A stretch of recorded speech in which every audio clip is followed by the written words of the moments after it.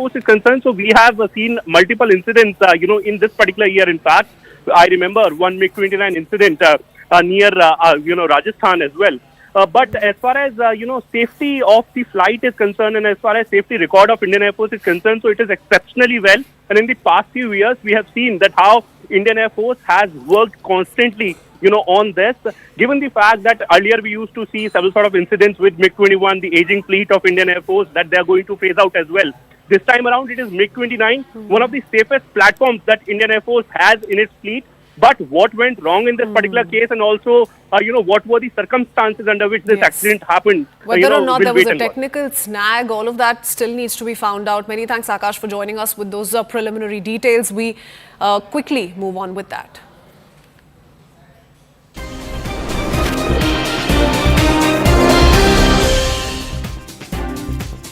And on Nation at 5 this evening, we first up start with a big exclusive coming in as far as temples coming under attack in Canada are concerned. We have another CNN News 18 mega exclusive. These attacks have been carried out deliberately during Diwali festivities is what we're learning. So that's one breaking news update coming in, perhaps a pattern to this that needs to be spoken of and highlighted. The two Hindu temples in Canada which have come under attack on the same day, the motive seems to be to target these Hindu temples during festivities. Lakshmi Narayan Mandir in Surrey and a Hindu temple in Brampton, remember, targeted at the same time on the same day.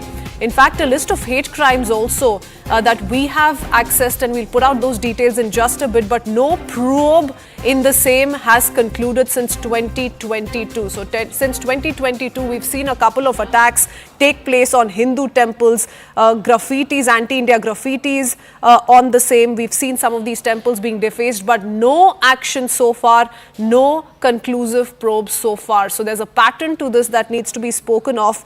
And do remember, viewers, how this leads to further deterioration in diplomatic ties between India and Canada. And as far as these attacks are concerned, we've seen these attacks take place in the past as well. We'll quickly put out some of those past incidents wherein temples have come under direct attack, and there has been a Khalistani involvement in the same. But like I said, there is a bigger problem that needs to be spoken of. In fact, India has also stated that time and again we've seen some of these elements. The likes of Gurpatwant Singh Pannoon, for example, the Khalistani terrorist belonging to Sikhs for Justice, who's a dual citizen of US and Canada. He too, remembered, warned Hindus against celebrating Diwali, threatened disruptions at temples. So there's clearly a pattern to this, which is being looked at by our security agencies as well. Anand Narasimhan back with us on the phone line. Anand, nothing quite has been done about these non-stop incidents that have come to light, and more so the last 2 years. In fact, we're learning as per sources that there has been no conclusion in the probe around these incidents as well. So we need to call out what's been going wrong as far as these incidents go. Yes, Kritzween, good evening again to all our viewers. The fact is that since 2022 January, when the first instance of a vandalism at a Hindu temple in Toronto happened, since then not a single case has seen any furtherance or any arrests of the vandals who have been involved. And that's the reason there are many who believe that these kind of elements, these goons, have got an open carte blanche backing of the CSIS, the RCMP and also the Canadian administration. Otherwise, they cannot have such a free run that none of these offenders have been caught so far. Be it the vandalism at the Hindu temple in Toronto in 2022, the second attack was a graffiti attack at a temple in Brampton, the arson attack at the temple in Hamilton in June 2022. Then 2023, there was vandalism at a Hindu temple in Windsor in Jan 2023. Then March 2023, there was a graffiti attack at a Hindu temple in Mississauga. And then in Surrey, in June 2023, there was a break-in at a Hindu temple. Then in 2024, vandalism at the BAPS Swaminarayan Mandir at Edmonton in July. Then attack at the Hindu Sabha Mandir in Brampton in September. Vandalism at the Hindu temple in Calgary in October. And then the violent clash at the Hindu Sabha Mandir in Brampton in 2024. Now, the October 2nd attacks were actually twin attacks on the day of the Diwali, beg your pardon, November 2nd. And this was deliberately to perhaps disrupt the Diwali celebrations among the Canadian Hindus. The Lakshmi Narayan Mandir in Surrey and the Hindu temple in Brampton in Surrey. Both of them, Brampton in Toronto, beg your pardon, were attacked simultaneously on the 2nd of November. And that's why there are many who believe that these have got a certain level of state sanction. These goons, these extremists are allowed to go ahead and intimidate. They are allowed to go ahead and vandalize. They're committing arson and now even violence that's happening. And no arrests have taken place so far. In fact, it's quite surprising that the incidents that happened at the Lakshmi Narayan Mandir in Surrey, there have been some Hindus allegedly who've been picked up by the RCMP and the police present there, and none of the Khalistanis who indulged in violence have been arrested. None of the Khalistanis, even in Vancouver, at the camp that was organized to help facilitate a renewal of the certificate so that some of the Sikhs continue to get pension, or the Canadian citizens, erstwhile Indians, continue to get pension. That facilitation also saw a lot of violence, and no arrests have been made. So many questions are being asked whether a lot of this is state sponsored, or is it a complete surrender of the Trudeau administration and the influence that these K extremists are now wielding. And that's why there are Canadians who are now echoing what the Indian intelligence sources and Indian government has said so far, that these K elements have infiltrated into the government system, into the police, law and order, administration, public policy, and of course the polity. Oh yes, absolutely. In fact, I was giving the example of Gurpatwant Pannu and how shamelessly, Anand, in public domain, he's been issuing all of these threats openly against Hindus celebrating Diwali, warning people against traveling in some of the Indian airlines, so on and so forth. The list is endless. Absolutely shocking how there's deafening silence, to say the least, as far as these threats go. Many thanks for putting that in perspective this evening. We now quickly talk about what's happened so far. Viewers, we do know about the diplomatic ties between India and Canada and how they have seen a deterioration the last month or so. But this has led to yet another escalation. A lot of condemnation coming in really from the highest authorities in India. And these visuals are something that you must look at closely and carefully. Look at these visuals. It's being called out by one and all in India. These are not just one temple, but several temples in Brampton, Surrey, which have come under direct attack. And in these videos that are doing the rounds on social media, you can clearly see a group of people holding Khalistani flags, seen thrashing people with sticks outside, and the people they're thrashing are Hindu devotees. They're those temple goers who've come under direct attack.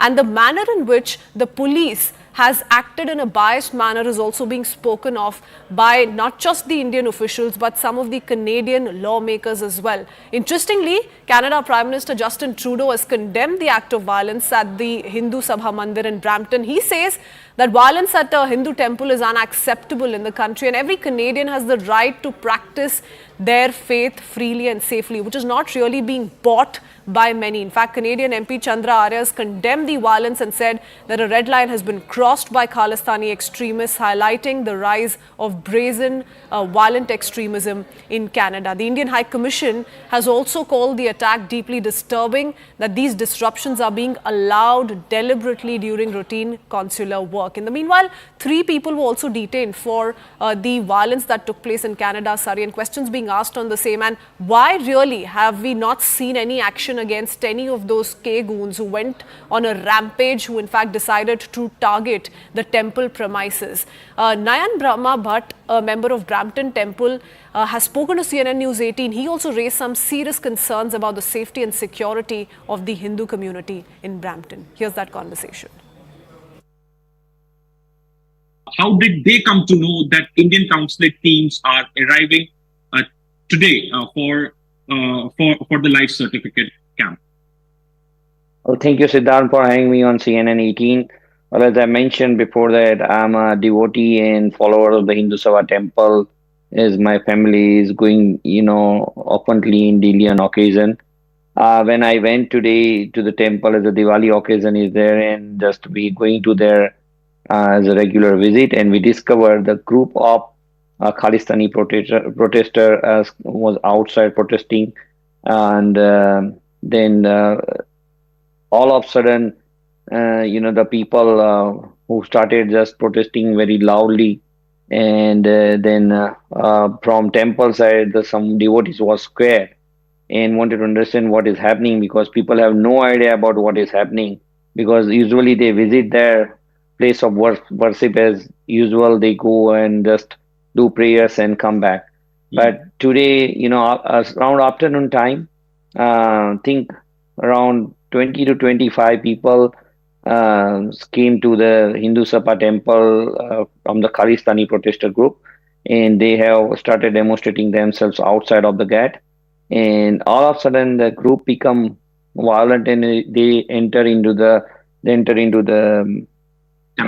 premises. And I was not there that time, but then the video discovered that says that they started hitting the people, and ultimately we don't know how they came to know about the news about life certificate. But as a normal devotee, we were not aware about that, why they were there, and even though for the life certificate program. And but normally, was there adequate police deployment by the authorities?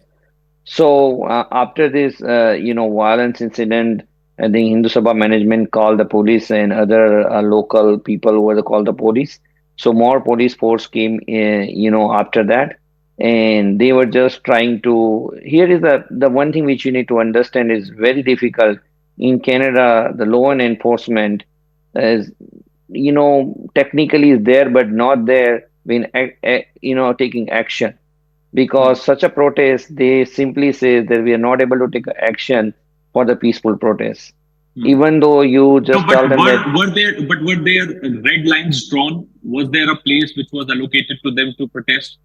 Yeah. The first upon, any person to the protest, they should ask for the permission through the Peel police. This is the Brampton Mandir falls under the Peel police, and I'm not sure whether they took the permission or not. First, that is a matter of investigation. Number one. Number two, when the police came, they tried to keep two groups aside. Like, other side they cover up with the car, and this side also they cover up with the police line. But more or less, they are inactive on this de-escalating the, tension between these two community over there. ये मुझे पता लगा कि आज ये गौर temple जो है Brampton में गौर रोड पे, यहाँ पे कुछ खालिस्तानी अंदर घुसने की खालिस्तानियों ने कोशिश की। हाँ जी। तो अभी क्या हालात है वहाँ पे, और ये क्यों इन लोगों ने मंदिर में घुसने की कोशिश की? वो यहाँ पे अपना लाइफ सर्टिफिकेट दे रहे थे कॉन्सुलेट वाले। अच्छा, डिप्लोमेट्स आए हुए थे इंडियन कॉन्सुलेट से? हाँ जी, इंडियन कॉन्सुलेट जो है वो फ्री में वहाँ पे सर्टिफिकेट इशू कर रहे थे, लाइफ सर्टिफिकेट जो होते हैं पेंशनर्स के। हाँ। तो वो उस चक्कर में वहाँ पे जैसे वो कॉन्सुलेट के अपोज कर रहे हैं वो खालिस्तानी, तो उन्होंने एंटर किया अंदर, तो काफी ज्यादा मारपीट वगैरह की है उन्होंने अंदर। काफी मारपीट की है ना? हाँ जी, वैसे पुलिस तो आई हुई है, पर पुलिस तो पहले भी बुला के रखी हुई थी मंदिर के कमेटी ने वहाँ पे, पर वो पुलिस ने कुछ किया नहीं है। अभी जो इंडियन डिप्लोमेट्स है वो सेफ हैं? नहीं, इंडियन डिप्लोमेट तो नहीं है वहाँ पे। हाँ। तो नहीं है, पर जो ऑफिशियल्स हैं वो सर्टिफिकेट वगैरह तो इशू करते हैं, तो काम तो चलता ही है ना वहाँ पे। हाँ, तो काउंसलेट के मतलब ऑफिशियल्स आए थे? हाँ, ऑफिसर्स थे वहाँ हिंदू सभा टेम्पल के अंदर। तो उन्होंने अंदर टेम्पल के अंदर आके जैसे सर्टिफिकेट वगैरह इशू कर रहे थे, तो पूरा। तो अभी वो हैं या वो निकल गए इनके डर से? नहीं, अभी तो नहीं है, अभी तो अंदर से खदेड़ दिया उनको। पुलिस भी है काफी ज्यादा वहाँ पे। तो कुछ चोटें आई हैं लोगों को? हाँ जी।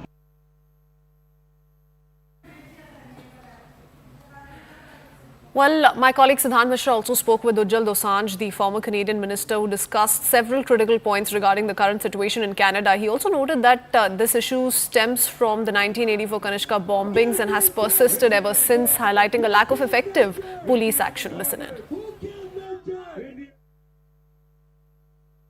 Since last 2 years, 3 years, or maybe more than that, we have seen Khalistani groups protesting outside High Commission, consulates, Hindu sites. Even some of the Hindu temples were also vandalized, the graffitis were drawn. But this is very unprecedented that this time they have dared and they had courage to go inside the temple, beat the Hindu devotees and, hurled abuses at them, drove their SUVs inside the temple for the first time maybe. Well, I think that this has been developing for a long time. Okay. We've been afraid that this might happen one day.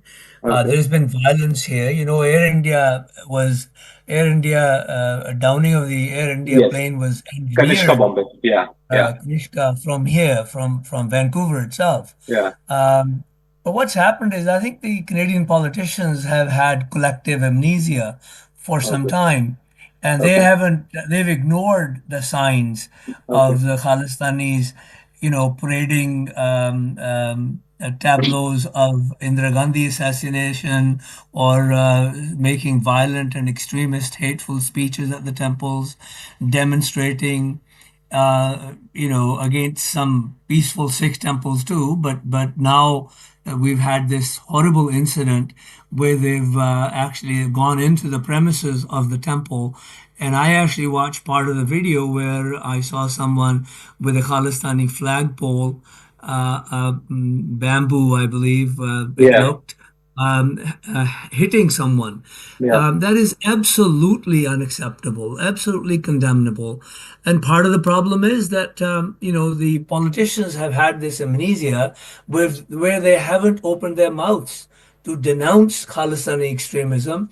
And now, you know, beyond perpetrating these kinds of, you know, extremist absurdities upon the Sikh population within the temples, they've now gone to do the same with the Hindu, you know, Hindu temples, and that's absolutely unacceptable. It shouldn't be happening. And more recently, the Conservative Party cancelled a Yeah. Diwali function. That's been happening for years. When I was an MP for 7 years, I used to attend that function, and nobody ever, you know, raised any questions. This was after 1984, and suddenly you see the Conservatives doing essentially the same thing that the Liberals have been doing for a long time. And that's why I'm saying politicians in this country have suffered from collective amnesia with respect to Khalistani extremism and violence on this soil. Khalistanis had information, but what was the law enforcement authorities doing? Isn't it their job to provide security to the Indian teams visiting or placing such camps? Well, you know, unfortunately, I'm a former Attorney General of British Columbia. I was the Attorney General for 4 years, responsible for policing in British Columbia.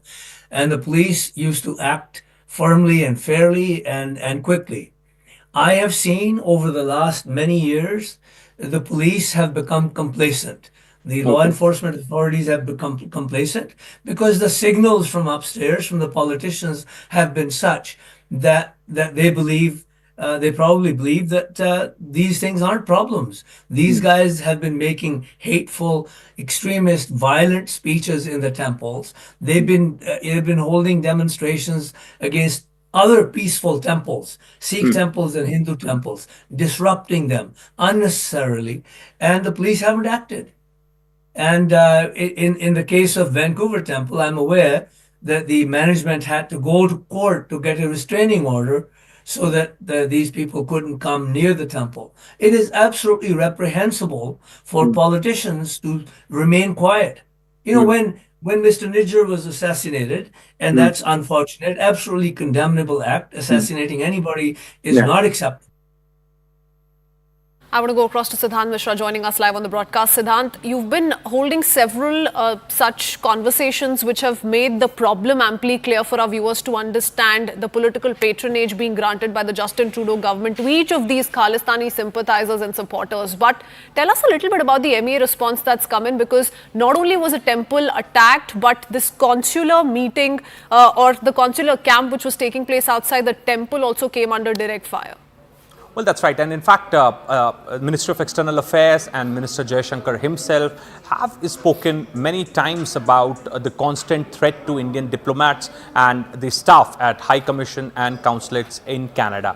And perhaps today also, when this attack took place in Canada, the Indian consulate teams were inside the temple for the life certificate distribution camp. So there were 3 camps which were organized by the Indian teams. despite heightened tensions between India and Canada and the downgrading of the diplomatic presence by both the sides, these camps are being organized because, India believes in serving the people, and Indian government believes in that. So, no issue, no problem should ever, stop that service, and that is perhaps the mindset of the Indian side. And this is a reason that despite heightened tension and the threat to the Indian consular staff, these camps were organized. So, in the morning, we heard from Indian High Commission in Ottawa, deeply concerned about what has happened at the three places in Surrey, Vancouver and Brampton.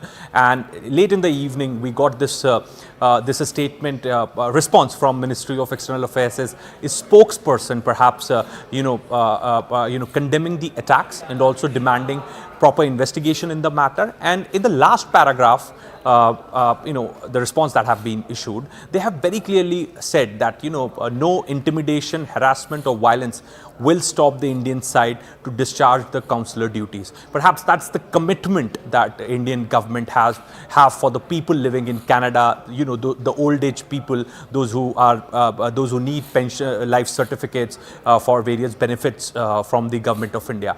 So that is the response that Indian government has come up with. But the larger issue here is it's not just about only the security of the consular staff, but about a common Hindu devotee, because even the Hindu temples are not safe in Trudeau's Canada. And perhaps, the situation has gone so bad that now these Khalistani groups are barging inside the temples, driving their SUVs inside the temple, entering temples, holding clubs, sticks, all sorts of, tools to beat the Hindu religious devotees and hurling abuses inside the temple premises, happening for the first time. And it is a matter of a deep concern for the Hindus living in Canada. And this is the reason that there were multiple counter protests also organized by the Hindu groups outside the temple premises. And again, the hypocrisy of the Canadian law enforcement authorities could be seen, that no action were taken on the Khalistani groups, but when it comes to the Hindu side protesting... Oh yes, absolutely. And in fact, we've laid out 10 such examples, Siddhant, in the last 2 years alone, wherein, temples have either been vandalized, come under direct attack, or have been defaced, and yet nothing has been done, let alone action. We've not seen a conclusive probe so far on part of the Canadian authorities, and that's what makes it all the more questionable. Many thanks for joining us with that detailed perspective. We shift our attention to more reactions coming in, especially from the eyewitness who witnessed what really transpired at the temple premises earlier today when the Khalistani mob went on a rampage. दरअसल एक video हमारे पास आया है जहां पर कुछ खालिस्तानी लोग मंदिर के अंदर घुसते दिखाई दे रहे हैं। तो क्या कुछ हाथापाई भी हुई क्या? नहीं, बाहर मेन रोड पर हम तो अंदर बैठे हैं भाई। आप अंदर बैठे, लेकिन क्या गेट मालूम नहीं है क्या क्या हो रहा है, लेकिन पुलिस वहाँ खड़ी है, सिक्योरिटी वाले खड़े हैं वहाँ, तो वो बाहर ही अपना कर रहे हैं, नजारा अंदर नहीं आ रहा है। पर गेट के अंदर घुसने की उन्होंने कोशिश की थी? नहीं, गेट के अंदर नहीं आ सकते, बाहर पुलिस खड़ी, बाहर पुलिस खड़ी हुई है। तो ये क्यों प्रोटेस्ट कर रहे हैं, क्या कारण है? कारण आज सर्टिफिकेट बन रहा है ना, लाइफ सर्टिफिकेट बन रहा है। इंडिया कॉन्सुलेट आई हुई, इंडियन काउंसलेट की टीम आई है। हाँ, टीम आई है जो सर्टिफिकेट बना रही है लोगों के, पेंशनरों के सर्टिफिकेट बन रहा है। तो इनको ये सूचना लग गई, इसलिए इस तरह कर रहे हैं। हाँ, बस। और कितने लोग होंगे बाहर? हाँ, कोई होंगे 20-25, मालूम नहीं है, ऑलमोस्ट कितने होंगे, 20-25 लोग होंगे। लेकिन जो फुटेज आई है हमारे पास, वीडियो आया, उसमें पुलिस कहीं नजर नहीं आ रही है। हाँ जी? जो फुटेज हमारे पास आया उसमें पुलिस कहीं नजर नहीं आ रही है। नहीं, पुलिस है अंदर, है पुलिस की गाड़ियां हैं, सिक्योरिटी है। तो पुलिस पहले से थी या इनके आने के बाद आई है? नहीं, पहले से थी। अच्छा, पहले से बुला रखी। जो एग्जैक्ट शुरू हुआ तब वो करीब 11:30-12 बजे हुआ होगा, लेकिन कोई व्हाट्सएप ग्रुप से हमें इंफॉर्मेशन मिली वीडियो के थ्रू कि वहां पर ये हुआ है। उसके बाद हम लोग वहां पर गए, क्योंकि किसी ने बुलाया कम्युनिटी कि ये हो तो आ जाओ, तो हम लोग वहां पर गए और हमने जो देखा, it was very unfortunate. Through out the day कह सकते हैं 4-5 घंटे जो चला वो, it's a very unfortunate incident, I can say. And temple attack was something, it looks like pre-planned. There was a camp arranged by Consulate General of India in that particular temple premises. And that's why some Khalistani supporters were outside that temple. And when we got the video, they just started going inside the temple premises. They ran after a couple of devotees and they beat them. They damaged a couple of cars, I believe so, because we saw that video. And then after, I was present there physically. Canadian government is playing politics with this issue. It is trying to please certain minority groups in Canada and are against their attack on Hindus is purely a terroristic act. And Canada government's protection of these terroristic activities need to be deplored. They need to be opposed. The Hindu minorities in Canada, like Hindu minorities in Bangladesh, have a right. They're human rights, and they need to be protected. And I have done a lot in terms of putting pressure on Biden administration to address these atrocities. The recent attacks in Brampton, sir, are horrifying for me as a Canadian. It is a massive uptick. It's a huge escalation of violence. It's crossed new lines. We've seen attacks on temples, Hindu temples before. We've seen attacks on synagogues before. In Canada, synagogues have been shot at midnight. We've seen churches being burned down and attacked. This is the first broad daylight attack on the devotees in this country. The response from the police was disgusting. They acted as the arm of the Khalistanis. They attacked the Hindus. They did not push the Khalistanis off. They were attacking the Hindus in their own mandir. People from Peel Police were going crazy, were throwing punches at Hindus. And it's Kristallnacht for Hindus in Canada. This was utterly preventable. We saw this coming. Panoon and Sikhs for Justice were screaming that they were going to do this. They were advocating for violence against Hindus on Diwali, for celebrating Diwali. To be fair to Panoon, he claimed he wasn't being violent. He said, ask Hindus nicely to stop being Hindus, stop celebrating Diwali, and then if they refuse and continue to exist, then you attack them. ये एक किसी मजहब की बात नहीं है.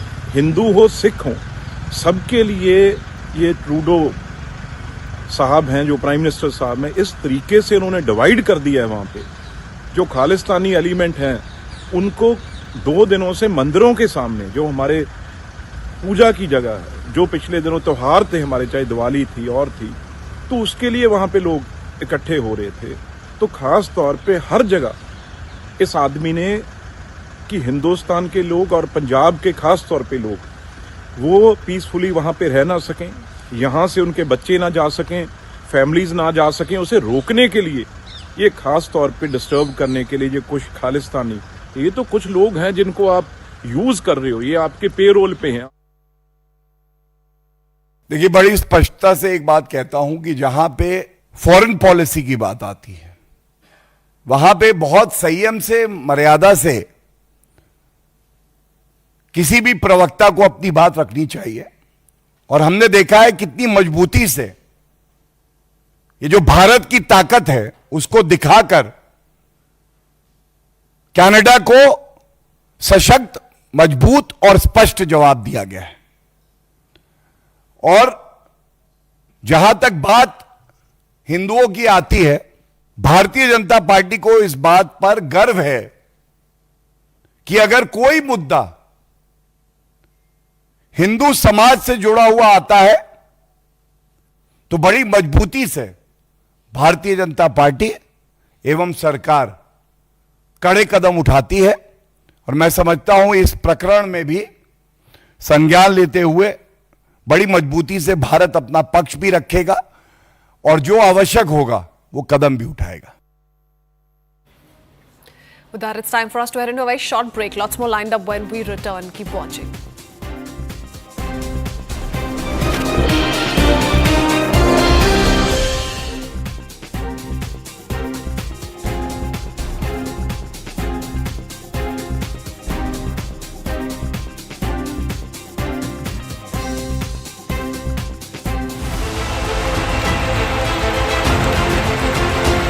It's election week here in America in what is being billed as the most consequential election in an entire generation. It's between incumbent Vice President Kamala Harris and former President Donald Trump of the Republican Party. It will have huge consequences for the rest of the world. How to end the two ongoing wars? What happens to the India-US bilateral relationship? Who is better for India, Kamala Harris or Donald Trump? It's going to be a riveting election week and we'll have you covered. Join me, Zaka Jacob, all through this week, live from Washington, D.C. in the race for the White House. All through this week, only on CNN News 18.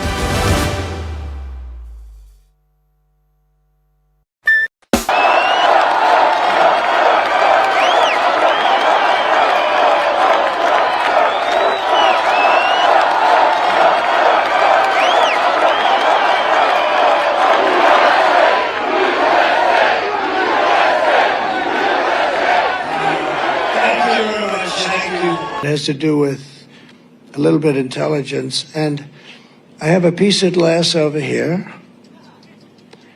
And I don't have a piece of glass there. And I have this piece of glass here.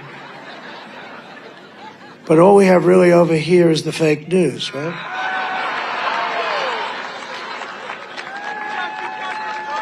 And to get me, somebody would have to shoot through the fake news. And I don't mind that so much, because I don't mind that. So I have a piece of glass here. And the problem with that glass is I don't look great on television when you have a 4-inch piece of glass that a howitzer can't go through. No, when you see yourself on television, you say, boy, you're really not very recognizable, to be honest with you, which is good. But here's the problem. So I have glass here, I have glass here. Now, I'm not worried about this. Look, what do I have? A couple of people. And they're friends, generally. There are a couple of people I don't like in that group, but that's like, no, but look at it. Look at it. I have nobody here. What do I need this piece? But where I think I do need a piece is here.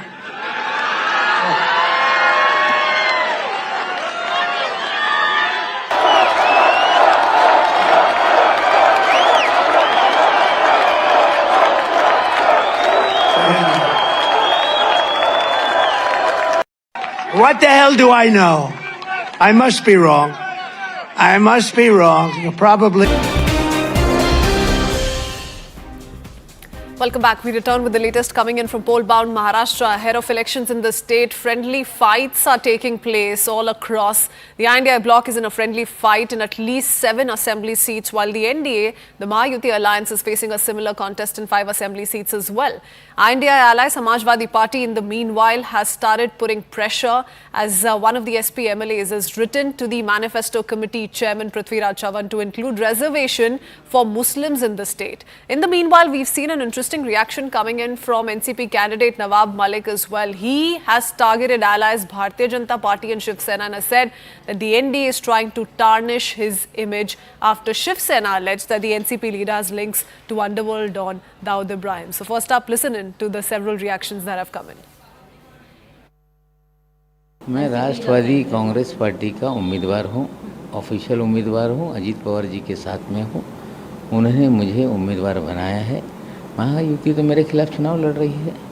अब महायुति के नेता, चाहे वो Bharatiya Janata party हो, चाहे शिवसेना शिंदे के लोग हों, वो लोग मेरे खिलाफ चुनाव लड़ रहे हैं और मेरी लड़ाई उनसे है। और समाजवादी पार्टी भी मैदान में है। तो यहाँ हम 2 लोगों से लड़ रहे हैं और हम चुनाव जीतेंगे।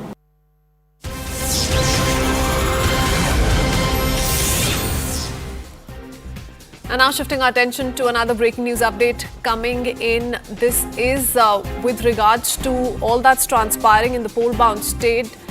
We're learning that Shinde faction has withdrawn the nomination of its candidate Avinash Rane from Anushakti Nagar Assembly seat in Mumbai.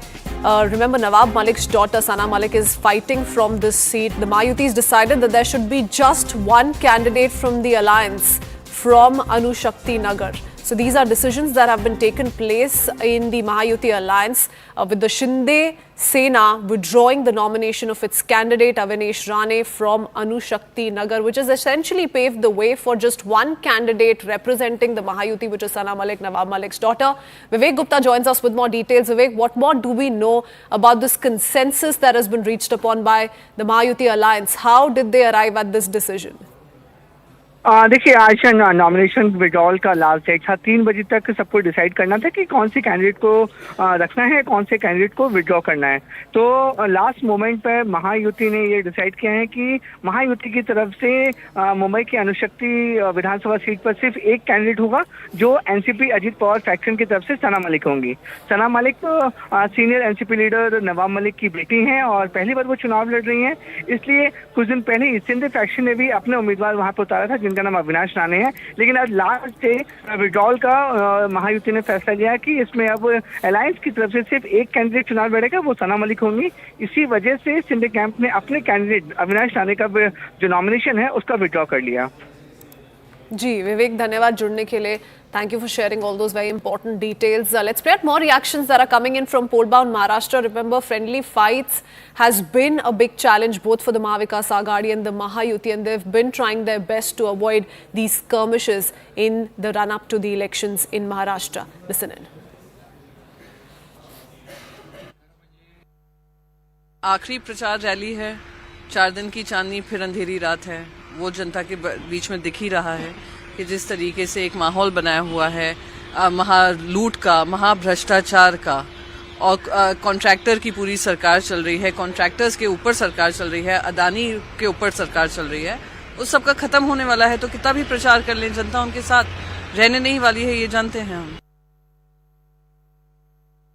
100% मैं जीतूंगा। अभी मैं देख रहा हूँ कांग्रेस अगर मेरे पीछे आती है तो बहुत वोटों से जीतूंगा, फिर नहीं तो जीतूंगा ही मैं। कांग्रेस देती है तो और ज्यादा वोटों से जीतेगी और इसका अच्छा रिजल्ट और शहरों पे आ जाएगा, हर सीट के ऊपर आ जाएगा। कि एक वातावरण है, कांग्रेस एक कार्यकर्ता के पीछे मजबूती से खड़ी होती है, यही दिखाना है। यही तो नारा है राहुल जी का कि हम सबके साथ है, कांग्रेस के साथ है, हर व्यक्ति के साथ है, हर समाज के साथ है। तो फिर आबा बाबुल के साथ रहेंगे।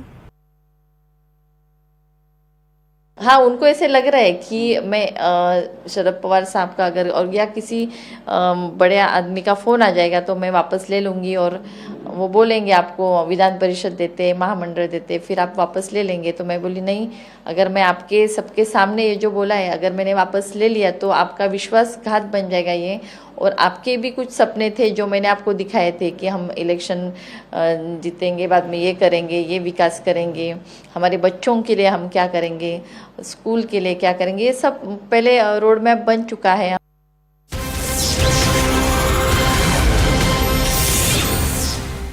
And now moving on to the big statement that's coming from Andhra Deputy Chief Minister Pawan Kalyan, who's pulled up the Home Minister and the TDP leader V. Anita over law and order situation in the state. He says, discharge your duties well or else I will be forced to take over the Home Department. He also says we need to act tough like Uttar Pradesh Chief Minister Yogi Adityanath. So that's the latest coming in from Pawan Kalyan. We first up listen in. Home Minister Anita garu kuda chepta unnanu, మీరు మంత్రి, మీరు home minister, నేను పంచాయతీరాజ్ శాఖ మంత్రిని, నేను అటవీ శాఖ మంత్రిని, పర్యావరణ శాఖ మంత్రిని, హోం మంత్రి శాఖ మీరు బాధ్యత వహించండి. నేను హోంశాఖ తీసుకున్న పరిస్థితులు వేరుగా ఉంటాయి, గుర్తుపెట్టుకోండి.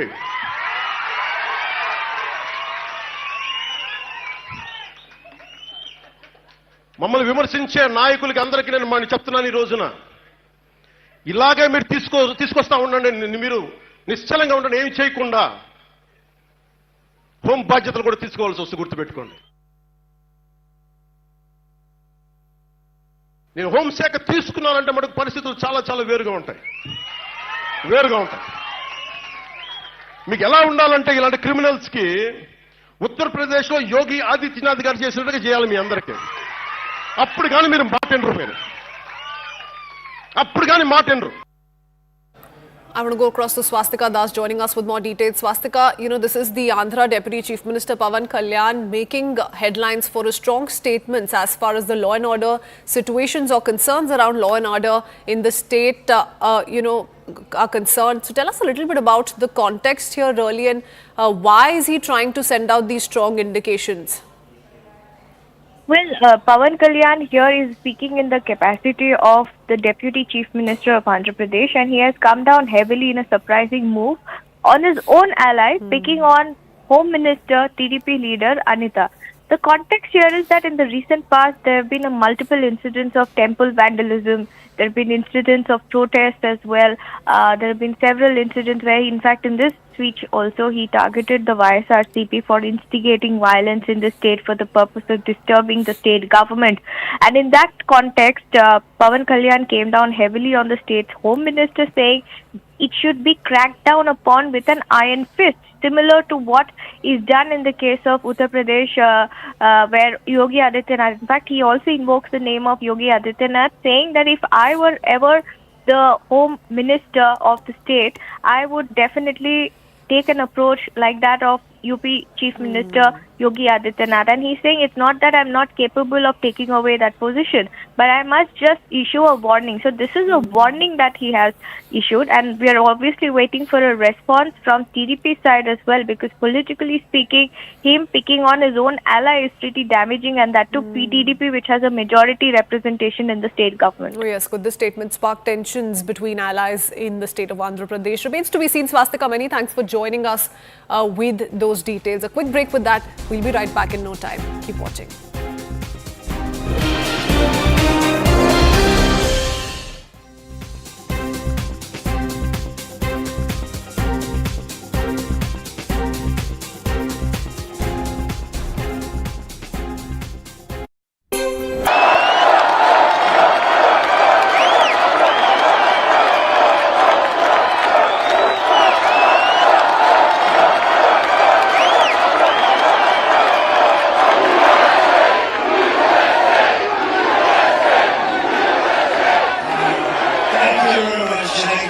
It has to do with a little bit of intelligence. And I have a piece of glass over here, and I don't have a piece of glass there. And I have this piece of glass here, but all we have really over here is the fake news, right?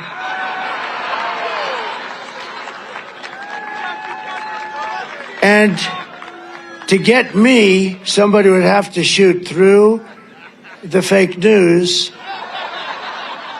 And I don't mind that so much, because I don't mind that. So I have a piece of glass here. And the problem with that glass is I don't look great on television when you have a 4-inch piece of glass that a howitzer can't go through. No, when you see yourself on television, you say, boy, you're really not very recognizable, to be honest with you, which is good. But here's the problem. So I have glass here, I have glass here. Now, I'm not worried about this. Look, what do I have? A couple of people. And they're friends, generally. There are a couple of people I don't like in that group, but that's like, no, but look at it. Look at it. I have nobody here. What do I need this piece? But where I think I do need a piece is here.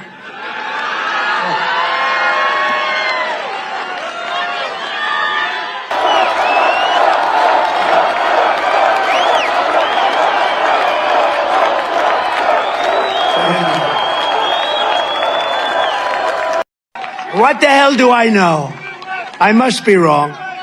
I must be wrong. Probably it was probably Biden or the other one that said, screw him, don't give him the glass. Oh, you don't think? Let me tell you, I'll tell you what. Secret Service guys were very brave when I got shot. They stood right in the line of fire. And I don't want to speak out of school, but I can say from the time I got elected, these guys were fighting for more. And moving on to Karnataka, the Waqf storm in the state continues to escalate. The BJP earlier today held a statewide stir demanding the withdrawal of the 1974 Waqf property gazette notification and calling for an investigation by central agencies into the alleged misuse of authorities by the government. The protest also comes at a crucial time, which is just days ahead of by-polls in 3 constituencies later this month. Despite the Congress government under Chief Minister Siddaramaiah issuing strict directives over the immediate withdrawal of Waqf notices against farmers and temples, the BJP remains firm on protesting. The BJP further says that only abolition of the Waqf Act was a solution. Meanwhile, Karnataka Chief Minister has also hit back at the BJP, accusing them of using this matter for political gains and urging people to unite against quote-unquote divisive agenda of the BJP. ರಾಜಕಾರಣಕ್ಕೋಸ್ಕರವಾಗಿ ಈ ಇಶ್ಯೂನ ಮುಂದೆ ಇಟ್ಟುಕೊಂಡು fight ಮಾಡ್ತಾ ಇದ್ದಾರೆ. ಜನರಿಗೆ ಅರ್ಥ ಆಗಿದೆ ಇದು ವಕ್ಫ್ property ನಿನ್ನೆ ಮೊನ್ನೆದಲ್ಲ. ಅವ್ರ ಕಾಲದಲ್ಲೂ ನೋಟಿಸ್ ಕೊಟ್ಟಿದ್ದಾರೆ, ಎಲ್ಲ ಕಾಲದಲ್ಲೂ ಕೂಡ ನೋಟಿಸ್ ಕೊಟ್ಟಿದ್ದಾರೆ. ನಾನು ಭಾಳ ಸ್ಪಷ್ಟವಾಗಿ ಹೇಳಿದ್ದೀನಿ. ನಾನು ಎಚ್ ಕೆ ಪಾಟೀಲು, ನಾವೆಲ್ಲ ಕೃಷ್ಣ ಬೈರೇಗೌಡ ನಾವೆಲ್ಲ ಮೀಟಿಂಗ್ ಮಾಡಿ ಯಾವುದೇ ನೋಟಿಸ್ ಕೊಟ್ಟಿದ್ರೆ ಅದನ್ನು ವಾಪಸ್ ಕೊಡಬೇಕು, ಅಥವಾ ವಿಚಾರಣೆ ಇಲ್ಲದೇ ಯಾವುದಾದ್ರೂ ಪಾಣಿಗಳು ಅಥವಾ ರೆವಿನ್ಯೂ ರೆಕಾರ್ಡ್ ಬದಲಾವಣೆ ಆಗಿದ್ದರೆ ಅದನ್ನು ರದ್ದು ಮಾಡಬೇಕು ಅಂತೇಳಿ. ಮತ್ತು ಯಾವುದೇ ಕಾರಣಕ್ಕೆ ರೈತರನ್ನು ಒಕ್ಕಲೆಬ್ಬಿಸಬಾರ್ದು. ಅವರು ಮುಸ್ಲಿಮ್ ಆಗಿರಲಿ, ಹಿಂದೂ ಆಗಿರಲಿ, ಕ್ರಿಶ್ಚಿಯನ್ರಾಗಿರಲಿ, ಯಾರೇ ಇರಲಿ, ರೈತರನ್ನು ಒಕ್ಕಲೆಬ್ಬಿಸಬಾರ್ದು. बिजनेस को नुकसान करने के लिए, हिंदुओं को बिजनेस नुकसान करने के लिए हलाल है बिल. किसके वजह से? अपना जमीन को खींचने के लिए. जमीन अपना पास है, हिंदुओं के पास है, उसको वक्फ बोर्ड नाम पर खींचने के लिए लैंड जिहाद है. लैंड जिहाद के खिलाफ हम हैं, हम संघर्ष करेंगे, संघर्ष जारी रखेंगे. वक्फ बिल कैंसिल होने तक हम संघर्ष करेंगे. We can't believe Siddaramaiah word because Zamir Ahmad massively is changing the pani, mutation, everything in the farmers' land. That's why up to we demand the gazette notification of 1975 gazette notice that have to withdraw. Then only the farmers will save. Otherwise, Siddaramaiah will change any times. It's not any political game, any community, any caste, anything. We are with the farmers. A quick commercial break with that. Lots more lined up when we return. Do stay tuned.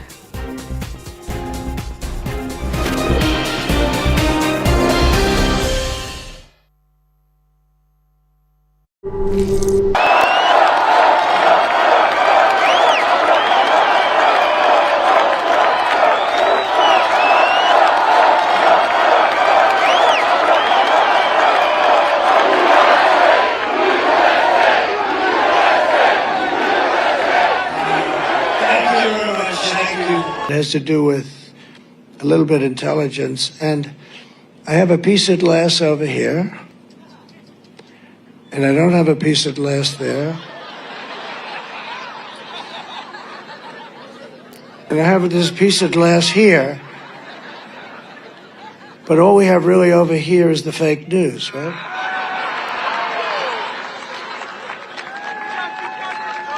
And to get me, somebody would have to shoot through the fake news. And I don't mind that so much.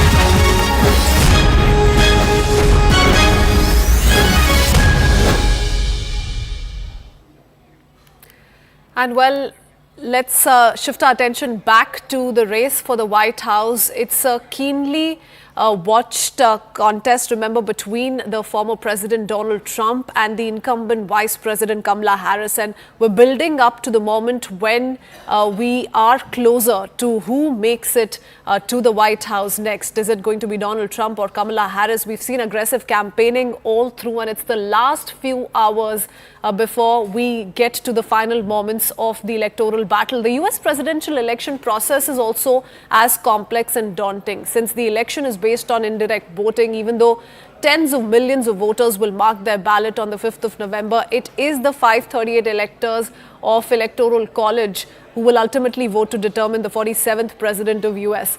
A candidate needs at least 270 of these electoral votes to win the presidency. So how does it really work? What exactly is going to happen, and who could swing a surprise? There are several questions that need to be answered. Zaka Jacob breaks down all those details for you in this special report. It is the race for the White House. They're calling it the closest election in a generation. We'll tell you why. We'll break it down on the magic wall for you. Let's start from 8 years ago, the shock victory of Donald Trump, pipping Hillary Clinton to become the president of the US in 2016. He won with 307 electoral college votes, even though in the popular vote, Hillary Clinton got 48% of the popular vote and Donald Trump manages 47%. In fact, Hillary Clinton had 3% more popular vote, 3 million more popular votes than Donald Trump, and yet she went on to lose because she lost some key battleground states. This was 2016, the shock result where Donald Trump came from behind and defeated Hillary Clinton despite losing the popular vote. Then in 2020, bang in the middle of COVID, after the rather tumultuous 4 years of a Trump presidency, Joe Biden, the Democratic candidate, beat Donald Trump. Donald Trump did not get a second term because Joe Biden swept both the popular vote. In fact, he had more than 50% of the popular vote, a massive difference, 51.3 and 46.9, almost a 5% gap in the popular vote. And more importantly, that 5% gap translated into 303 electoral college votes.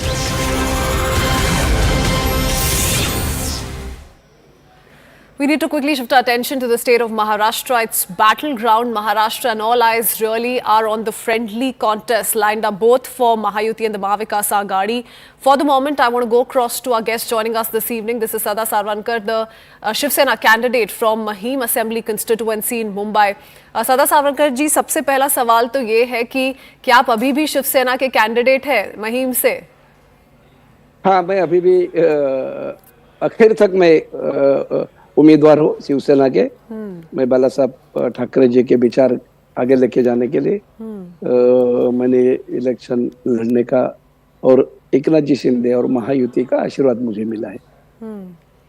Sir, ये बताइए कि आप कैसे देखते हैं इस चुनाव को, क्योंकि अब हम देख रहे हैं कि बीजेपी से भी कई लोग आके कह रहे हैं कि हम तो एमएनएस के कैंडिडेट को, जो अमित ठाकरे हैं, जो आपके सामने खड़े हैं इस चुनाव में, उनको सपोर्ट करेंगे। तो ये तीन कैंडिडेट्स के बीच में एक लड़ाई जो दिखेगी, इसको आप कैसे देखते हैं? एक चीज है कि मैं महायुति का उम्मीदवार हूँ। तीनों नेता है, अपने अजीत दादाजी, देवेंद्र जी, अपने शिंदे साहब और आठवले जी, तीनों ने भी आशीर्वाद दिया है। आज तक तो ठीक था, उनके रिलेक्शन मैत्री यारी है उसके वजह से बोला जाता था, लेकिन महायुति को चुन के लाना ये सब नेताओं का काम है और मुझे ऐसा लग रहा है वो सारे नेतागण मुझे आशीर्वाद देंगे। नहीं, आप आशीर्वाद की बात तो कर रहे हैं, पर जो भाजपा समर्थन कर रही है दूसरे कैंडिडेट्स का, अमित ठाकरे जी का, ये बीजेपी के जो नेता है प्रसाद लाड, उन्होंने कहा है कि वो तो उनके लिए कैंपेनिंग करेंगे, उनके लिए प्रचार करेंगे, तो नुकसान नहीं होगा महायुति को इससे? नहीं, उनके अच्छे संबंध है राज साहब के साथ, हमारे भी अच्छे हैं और आज तक वो यारी दोस्ती में बोला गया होगा शायद। मुझे ऐसा लग रहा है महायुति का धर्म है, वो सब संभालेंगे और मुझे सारे जो महायुति के लोग हैं ये सपोर्ट करेंगे। सदा सावरकर जी, क्या बातचीत हुई आखिरी कुछ दिनों में, क्योंकि काफी कठिन फैसले होते हैं ये। अब जब एमएनएस, शिंदे सेना और उद्धव सेना, तीन पार्टियों की ओर से हम देख रहे हैं कि कैंडिडेट्स खड़े उतरेंगे मैदान में, तो क्या बातचीत हुई आपकी मुख्यमंत्री एकनाथ शिंदे जी से? क्या बातचीत हुई? उन्होंने क्या आप कोई सजेशन दिया या आपने उनको कुछ बताया कि नहीं, एमएनएस का जो कैंडिडेट है वो नहीं होना चाहिए हमारे खिलाफ? क्या चला आखिरी कुछ दिन? नहीं, 2 घंटे पहले मुझे शिंदे साहब ने बुलाया था और उनकी इच्छा थी कि ये कॉम्प्रोमाइज से कुछ मतलब निपट जाए, लेकिन मैंने उनको समझा दिया कि ये जगह पे एमएनएस का अगर उम्मीदवार है, वहाँ करीबन 25 या 30 हजार वोट मुस्लिम का है, एक भी वोट नहीं मिल सकता है, क्योंकि ये लोग ने दरगाह वहाँ का तोड़ दिया था। दूसरे ऐसे यहाँ जैन और मारवाड़ी समाज के 25,000 वोट है, तो वो भी कोई उनको वोट नहीं देंगे। यूपी बिहार के जो हमारे भाई है उनके भी वहाँ वोट है। तो मुश्किल था उनके लिए, ये सारा बात मैं उनको बताया, तो उन्होंने मुझे बताया कि आप जाके राज साहब को ये सारा कैलकुलेशन बता दीजिए और वो जैसा बोलेंगे वैसा कीजिए। तो मैं राज साहब को मिलने के लिए गया था। मेरा लड़का समाधान हमारे 3-4 कार्यकर्ता उनको घर पे भेज दिया। मैं अब एक 10 कदम दूरी पे रुका था। उन्होंने जाके बताया कि सदा सर मिलने के लिए आ रहे, तो उन्होंने बताया कि मुझे किसी को मिलना नहीं है, जिसको खड़ा रहने का है उसको रहने दीजिए। तो अभी क्या कर सकते थे, इसके बाद हमारे पास कोई रास्ता ही पर नहीं था। एकनाथ शिंदे जी ने तो आपसे शायद ये कहा कि इस चुनाव में महायुति को कोई नुकसान ना हो, इसीलिए आप पीछे हट जाइए इस चुनाव से। नहीं, पीछे हटने का बात नहीं हुआ। ये जरूर हुआ था कि जाके वहाँ ये सारा जो गणित है वो उनको समझा दो कि ये जो वोट है करीबन 1 लाख वोट उनको मिल ही नहीं सकता, एक सिंगल वोट नहीं मिल सकता। ये जब मैं साहब को बोला, तो शिंदे साहब आपके साथ इस निर्णय में साथ में है? सदा साथ में अभी साथ में ही है ना, सारे महायुति साथ में। तो कैसे देखते हैं इस चुनाव को? मेरा सवाल इसीलिए है क्योंकि एमएनएस भाजपा शिंदे सेना के साथ खड़ी थी लोकसभा चुनाव में, और अब हम देख रहे हैं कि एमएनएस ने अपने खुद के कैंडिडेट्स फील्ड किए हैं। तो ये चुनाव आपस में काफी इंटरेस्टिंग हो जाएगा और महाविकास आघाड़ी का इससे फायदा हो सकता है। अगर 3 लोग खड़े हैं और एमएनएस और आपकी पार्टी में वोट बढ़ जाए तो सीधा फायदा उनको होगा। सर, ऐसा नहीं हो सकता, इसलिए कि मैं हर घर में काम किया है, हर बिल्डिंग में काम किया है, हर जगह पे काम किया है। आप कोई रास्ता ले लीजिए, आप कोई चौक ले लीजिए, आप कोई मैदान गार्डन ले लीजिए या कोई बिल्डिंग ले लीजिए, आप जहाँ भी जाएंगे हर जगह पे मैंने काम किया हुआ है। तो आज की जनता चाहती है कि भाई जिसने काम किया है उसको सपोर्ट करे या उसके पीछे खड़ा रहे, ये मांग रहती है। और उनको मालूम है 365 दिन मैं उनके आज तक काम आया हूँ, करीबन 30 साल मैं एक क्षेत्र में समाज की सेवा की है। तो मुझे ऐसा लग रहा है सारा जो जनता है या वोटर्स है वो मुझे जरूर जिताएगी। जी, क्योंकि आप 3 बार 2004, 2014 और 2019 में यहाँ से चुनाव जीते हैं, तो जनता ने आपको काफ़ी सपोर्ट किया है, इसमें कोई दो राय नहीं है सदा सावरकर जी। बट अगर हम बात करें महायुति की, क्या महायुति के कोई नेता, चाहे वो शिंदे साहब हो, चाहे वो देवेंद्र फडणवीस जी हो, क्या उन्होंने राज ठाकरे, अमित ठाकरे को समझाने की कोशिश की कि शायद ये सही डिसीजन नहीं है, सही निर्णय नहीं है, और एक फॉर्मल अलायंस क्यों नहीं बैठा एमएनएस के साथ? शायद ये तकलीफें आती नहीं फिर सामने। नहीं, देवेंद्र फडणवीस साहब ने बता दिया था कि हमारी जो अलायंस है ये भाजपा, शिवसेना, राष्ट्रवादी और आरपीए है, मनसेना ये महायुति में नहीं है। तो इसका मतलब स्पष्ट होता है कि मनसेना अलग ही है। तो महायुति का उम्मीदवार, पर लोकसभा चुनाव में तो साथ ही थी सर। नहीं, लोकसभा में साथ थे, लेकिन यहाँ तो राज साहब ने अपने उम्मीदवार खड़े भी किए, वो अलग से किए, वो किसी से बात भी नहीं हुआ उनका। तो मुझे ऐसा लग रहा है ये महायुति में राज साहब ये बार नहीं है, वो लोकसभा में उनके उम्मीदवार ही नहीं थे। तो मुझे ऐसा लग रहा है कि महायुति का उम्मीदवार करके सारे लोग और सारे नेतागण मुझे आशीर्वाद देंगे और मैं चुन के आऊंगा। जी, सदा सावरकर जी, धन्यवाद जुड़ने के लिए, and thank you so much for speaking to us. All the very best. Well, shifting our attention now quickly to the festive season and how it has come to a close. India, though, is left grappling with the harsh reality, which is hazardous air quality indices that continue to threaten our health and our well-being. Delhi's AQI hit a peak 13% higher than last year due to traffic congestion and farm fires. And to add to it, of course, air pollution, given the Diwali festivities also did contribute in its own way. Dr. Manish Singhal, renowned oncologist from Apollo Noida, shares critical insights on safeguarding our health in these challenging times. Here's that quick conversation. Dr. Manish Singhal, before we go ahead, you're an oncologist. Why do we have an oncologist discussing this issue? This is usually something obviously people associate with respiratory illnesses. Tell us what you believe is the relevance, the importance of your approach here. So I think the most of the fear which started with AQI rising and air pollution was the strong link between air pollution and lung cancer. I can just quote one study which was done at All India Institute of Medical Sciences when I was there. The incidence of never smoker lung cancer was 8%, which has risen to more than 32%. Smoking and lung cancer was closely associated, but now we are seeing a lot of lung cancer in never smokers. And that is where the AQI story, the air pollutants and the PM 2.5, which is particulate matter 2.5 story, unveils itself, and that is how we are here, or I am here. Okay, Doctor, I want you to tell our audiences, in the last few years, tell us and take us through the numbers. You're seeing patients come in probably. You're seeing that link of lung cancer take place in real time. Who are you seeing are the groups that are most vulnerable? And related to that, the members in your own family, what's the kind of advice you're giving them? So I think we all are at risk. It starts from the time of birth. We all are being exposed to such high degree of air pollution that we are at risk of not only developing lung cancer, lung-related illnesses such as COPD, chronic obstructive pulmonary diseases, allergens, bronchial asthma, chronic bronchitis, lung infections, as also heart attacks and strokes.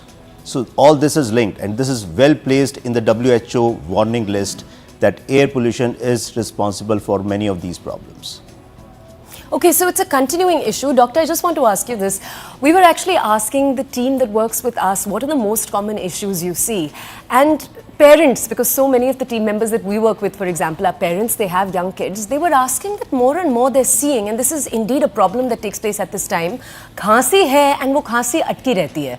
Through this entire period, over the next few days, that cough that you have is not going anywhere.